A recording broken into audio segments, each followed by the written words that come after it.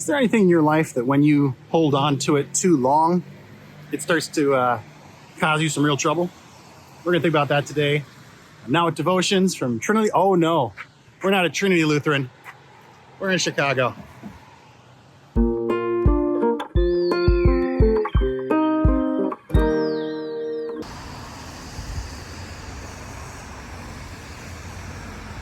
So it's a rainy day here in Chicago. I'm in Oak Park. I'm at a conference about kingdom politics with a lot of really smart theologian type pastors, and we're thinking about how we be Christians in a political culture that wants us to be split, divided, and call the other side our enemy, right?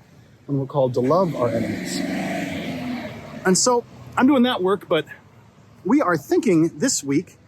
We are in the book of Mark chapter 9, and Jesus is talking to his disciples, and he says to them, you need to set your priorities. Now, he says it dramatically. He says, if something causes you to sin, cut it off, throw it away. Better to enter life, and he says life, and he means the new life, the recreated life, the kingdom life.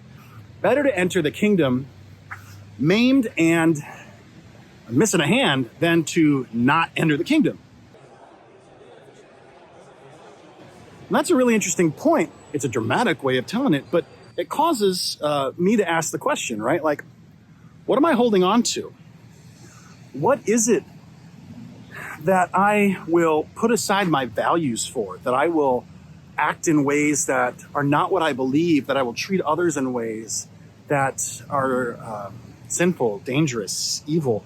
What causes me to do that? And whatever it is, get rid of it. At least that's what Jesus is saying. So that's actually been a big part of our conversation here at the conference. When we get enmeshed, when who we are, our identity or our hearts get enmeshed and tied into our politic, and we lose track of people, and we treat people on the other side, whichever side that might be, as if they were less than or subhuman or evil or stupid or any of those things, we have lost sight of God's desire for us to love our neighbor. And if something causes you to sin, Jesus says, get rid of it. Find a way to take a step back.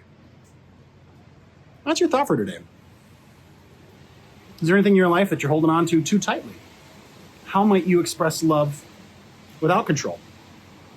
How might you find a way to humbly serve instead of push, tighten, force, any of those things?